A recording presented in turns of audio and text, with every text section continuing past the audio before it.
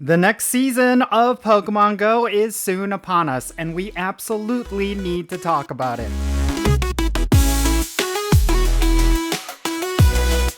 Alright, what's happening everyone? Count Jinsula here with a brand new Pokemon Go video. I hope your day is going really well, and let's get right into it. So the next season of Pokemon Go is going to be called Delightful Days, and it's going to be featuring some Pokemon that is a bit of a surprise, and we're also getting some new Pokemon as well. Today we're going to be going over everything that Niantic recently announced regarding this next season, and I do think you need to pay attention to this because there's definitely a lot of stuff that's coming to Pokemon Go that is definitely going to be a game changer. Some new Pokemon are on the way, one of them being my personal favorite from the later generations, and then on top of that we're getting some Dynamax legendaries, which if you watch the trailer, I think a lot of players predicted this, although it was a bit mysterious, but yeah, it turns out we're going to be getting Latios and Latias as Dynamax Pokemon. So without further ado, let's go over all of the details for this new season. It is of course going to be called Delightful Days. This season is going to start on June 3rd at 10 o'clock a.m. local time, and it's gonna go until September 2nd at 10 o'clock a.m. local time, at which point the next season is going to start. But yeah, this is pretty much going to be throughout the entirety of the summer, and they actually released a new trailer. And this one is actually pretty cool. You can kind of see what's going to be coming with this season. We see right there, yep, Yamper is on the way. Really excited about that. I like that they included Jangmo-O. Very obviously, we're going to be getting Jangmo-O Community Day during this season. And then look at that. There is Lilligant, specifically Hisuian Lilligant. And there they are. That's Latios and Latias, the Dynamax versions. Alright, so let's start this off. Let's talk about the big thing that's going to be happening at the very beginning of this season. It is, of course, Pokemon GO Fest Global and the live in-person events as well. Osaka is going to be happening during the current season, but both Jersey City and Paris are going to be happening during this new season. So, of course, they're going to be talking about that. So yeah, you can get your tickets right now for Pokemon GO Fest. If you haven't gotten your global Pokemon GO Fest tickets yet, I do suggest you do so because that event is going to be pretty good. It is basically the must participate event of the year. Like, you could skip the Wild Area event, you could skip the Go Tour event, but GO Fest typically is the event you will want to participate. Alright, next let's move on to the seasonal highlights. So these are going to be the community days. Our first one is going to be on June 21st, and that's going to be the June Community Day. I predict it's going to be... actually, I think it's going to be Quaxley. I think Quaxley Community Day is going to be on June 21st. The reason why I say that is because they've been going starter, then Pokemon, then starter, then Pokemon, and the last two community days have actually not been starters, so I think we're long overdue for Quaxley. And I do think June 21st is going to be the Quaxley Community Day. I could be completely wrong. It could be that they push it till August 30th or July 20th, but I do think that when it comes to July 20th, that one is going to be Jangmo-O. So that's going to be a key one. I do think that July Community Day is going to be the one featuring this pseudo legendary, and you do not want to miss out on that. Depending on what Community Day move it gets, it could potentially be one of the best Pokemon you can have in your collection that's not a Mega Evolution or a Shadow Pokemon. So yeah, that's something we can look forward to with this season. And then of course we got one more Community Day that's going to be on August 30th. If we do not get Quaxley on June 21st, I'm calling it here. It's going to be the one on August 30th. And then of course we have a Community Day Classic on July 5th through 6th. Interestingly, they have 2 days for this Community Day Classic. That seems to indicate to me that it's going to be something like Eevee. I mean, it would be quite a surprise if we get Eevee Community Day Classic once again. We of course already had an Eevee Community Day twice, but there is a possibility that we could get it as a Community Day Classic. I don't think we've ever had that, so that would be the third time we've gotten Eevee as a Community Day. But considering that it is 2 days, that is the reason why I think it's going to be Eevee. I could be completely wrong. We'll just have to wait and see when they announce it. Now, of course, just like the previous season, there's going to be an expedition access. This is basically kind of like a monthly pay-to-win thing that you could buy. And what it's going to do is you're going to purchase a ticket, and it's going to include some bonuses as well as a timed research that will give you an incubator with the first Pokestop or photo disc that you spin every day. Considering the cost and considering what you get, I do actually think it's pretty good value, but it is quite expensive. But you do get an incubator every day. So yeah, that is something that could be beneficial to you. It really depends on if you're a spender or if you're a free-to-play player. And now we are also going to be getting a Go Pass, and we already know that this Go Pass is likely going to have the new upcoming premium item, which is, of course, bottle caps. Bottle caps is going to be a way for you to hyper train your Pokemon, and hyper training is the way that you can increase IVs of those Pokemon. So if you want to get perfect IVs for a particular Pokemon, this Go Pass is definitely one you will want to pay attention to. You will probably want to buy it as well. It's probably going to cost the same as what the Go Pass has been up until now. There's of course going to be a free option as well as a deluxe version, and the deluxe version is going to give you upgraded rewards, aka the premium item, which is likely going to be the golden bottle cap.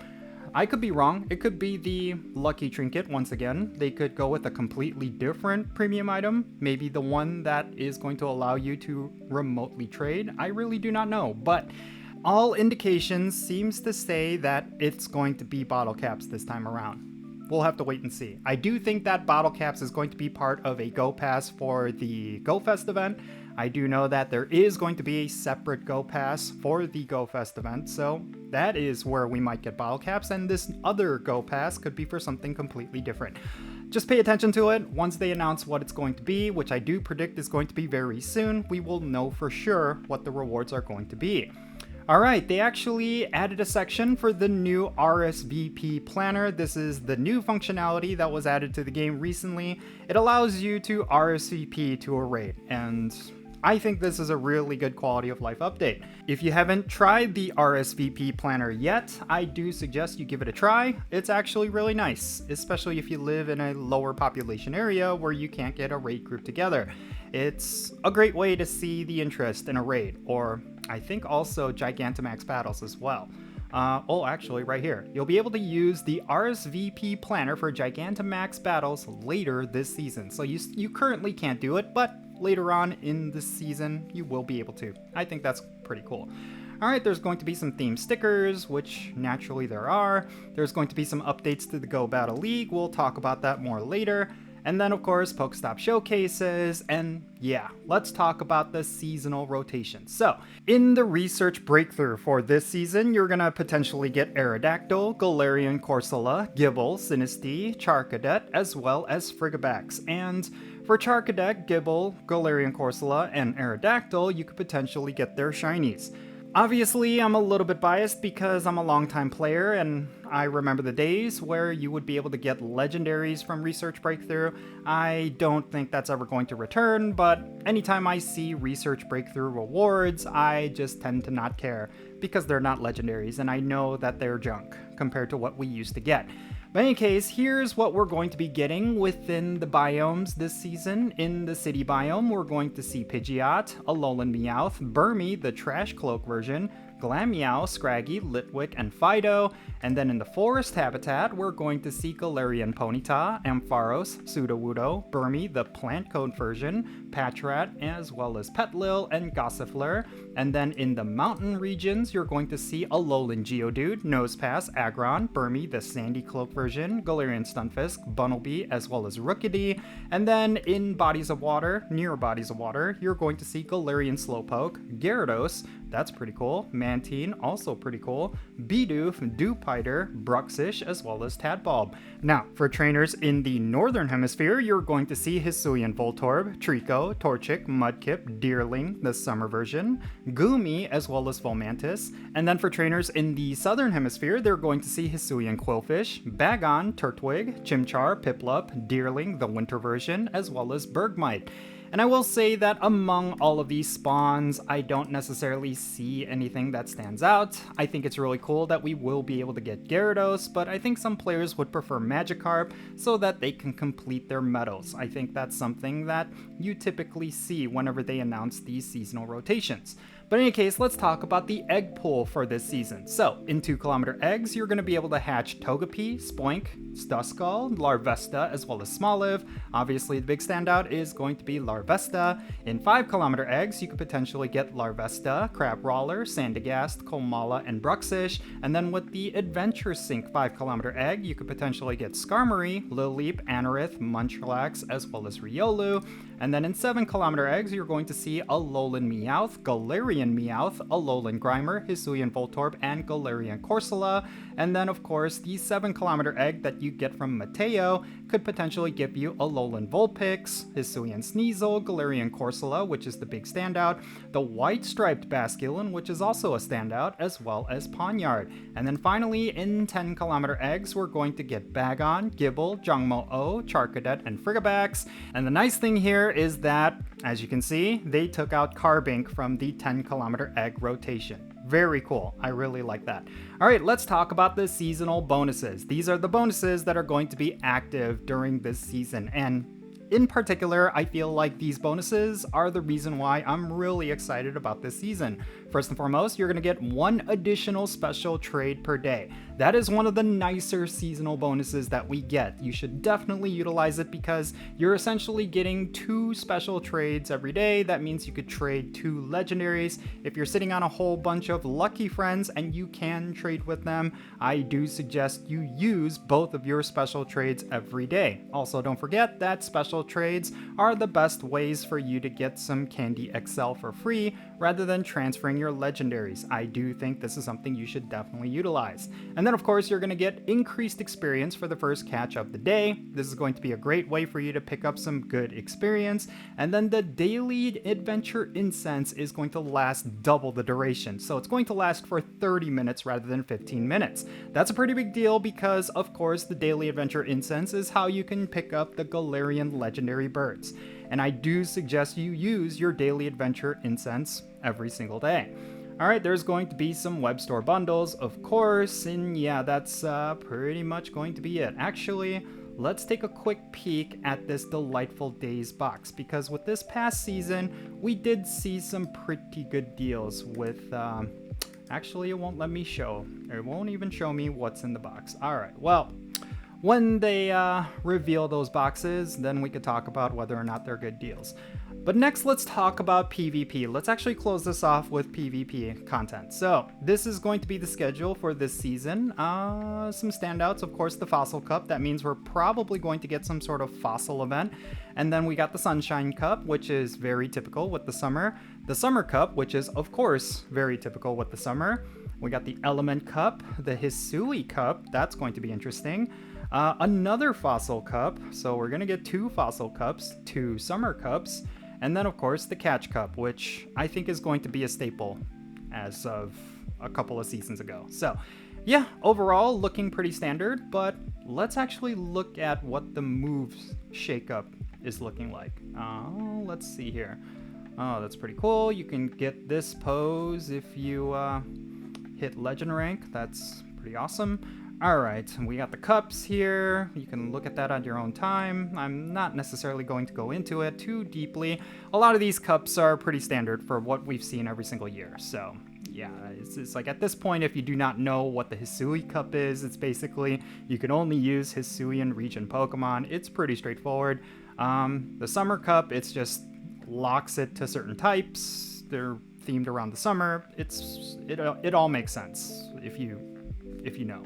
Well, anyway, let's look at the attacks. So this is all looking to be very interesting. So Ember is going to have increased energy generation. Bug Bite is going to have its damage increased. Fury Cutter is also going to see its damage increased. Acid is going to have energy generation get increased. Bullet Punch is going to see damage increase. Metal Sound is going to see a damage increase. Double Iron Bash is going to see a buff. Doom Desire is also getting a buff. So we might start seeing some Jirachis in this season. Very interesting. Crunch is going to lower the opposing Pokemon's defense. Wrap is a guaranteed chance to decrease the opposing Pokemon's defense. And then Parabolic Charge, energy cost decreased and guaranteed chance to increase the user's defense.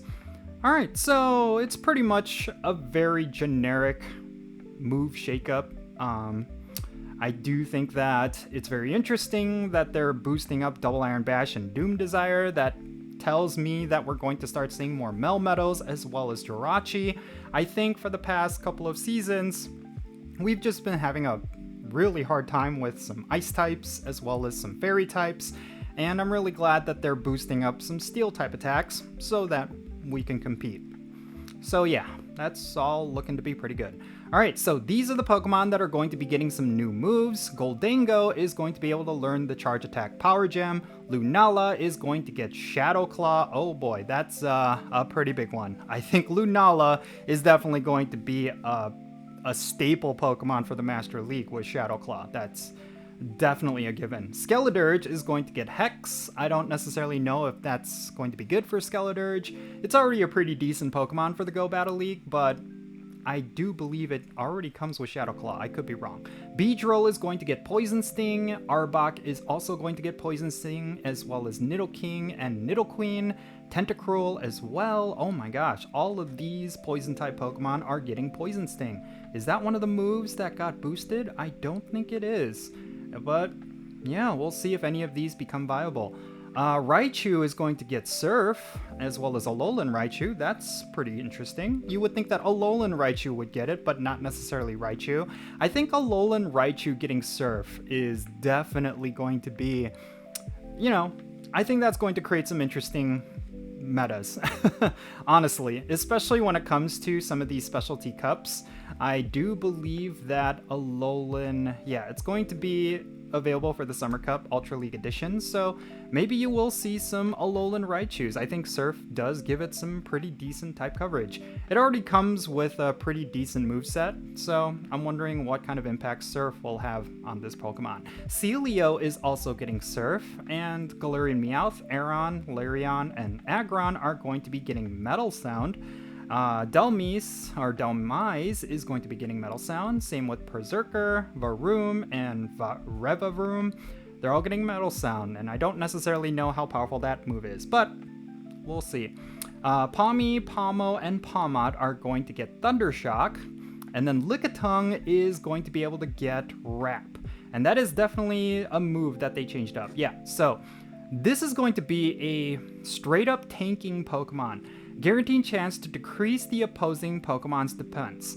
Now, obviously, Wrap doesn't give you a lot of type coverage. It's one of those moves that, you know, because it's a normal type, it's not going to be super effective against any other Pokemon. But with the utility of Wrap, I do think it's going to be very interesting for these three Pokemon. Lickitung especially. I do think this is one of those Pokemon that can potentially be a meta changer. I mean, in the past it was considered meta for a while, but over time you saw the rise of a lot of Pokemon that did a lot of things that Lickitung did, but a lot better. So we'll have to wait and see. Alright, here we go. The Galarian legendary birds are all going to know the attack Fly. I really want to know if that's going to make any kind of impact. Lugia is also going to get Fly, and Metang and Metagross are getting Fury Cutter. Oh boy, that is super interesting. So, Metagross with Meteor Mash and Fury Cutter. I really do wonder if that is actually worth using within the Master League, because you think about Metagross. Typically you would run with Earthquake and Meteor Mash. Meteor Mash, of course, is like the move you need to have on Metagross, mainly because it's such a powerful Steel type attack with very low energy costs. But pairing it up with Fury Cutter, I'm wondering what kind of matchups it will be able to win at this point. So yeah, that's something to keep an eye on. I do think this season is going to be very interesting in terms of PvP. And then finally, we got Kleavor with Fury Cutter as well. I do think Fury Cutter is definitely going to be some sort of a game changer.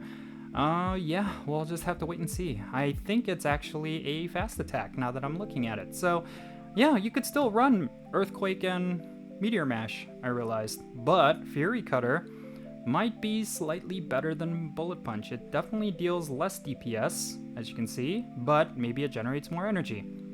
Yeah, let's give it a try and see how it ends up. But in any case, yeah, there you have it. This is pretty much everything regarding this delightful Days season. I do think it's going to be a good one.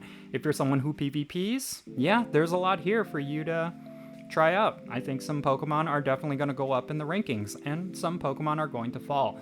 And then when it comes to the content, yeah, I think there's a lot of stuff to look forward to. Of course, we already know that Lilligant, or what is it, Hisuian Lilligant is going to be in this season at one point. We do know that Jangmo-O is going to be getting a community day. And then of course, the fan favorite, one of my personal favorites, Yamper, is finally going to be coming to Pokemon Go. I do hope it comes in a way that is very similar to Fido, or we're just going to be able to get it in the wild, rather than having to pay for it in some way. So yeah, this is all looking to be really good. I am definitely looking forward to this season, but let me know your thoughts. What do you think about this delightful Days season? Do you feel like it's a good one, or do you feel like Niantic kind of dropped the ball, that they did not really provide a lot of good content? I would really like to know your thoughts. I know in the past we've had some really good seasons with a lot of really good content. This is definitely not going to live up to some of those seasons, but I still think it's going to be a good time. That's my personal opinion, but I would like to know yours. And make sure you share it in the comments below so that we can have a great discussion. And thank you so much for making it all the way to the end of this video. If you ended up enjoying it, make sure you hit that like button and subscribe if it's your first time here, and don't forget that notification bell so you can stay up to date on whenever I upload videos. Real quick, let me give a shout out to all of my patrons on Patreon. You make this channel content possible. If you want to support the Jinsula channel, the best way you could do that is going to be by joining my Patreon. And if you become a paid Patreon member, I'm going to add you to my Pokemon Go friends list. So that means for stuff like remote raids, the friendship system, opening and sending gifts. If you want to play Pokemon Go with me, then best way you could do that is by joining my Patreon. I'll put a link to it in the description below. Make sure you go over there and check it out. And if you want to support my channel in a completely different way, you're always welcome to do so by following me on social media. My handle is @Jinsula. I'm on the platforms you see on the bottom of your screen. Make sure you go over there and give me a follow, and you'll have access to some exclusive content, and you'll be able to keep up with my daily life. With all that said, that's going to be it for this video. I'm Jinsula. Be safe, have fun, love yourself, and I'll catch you all later.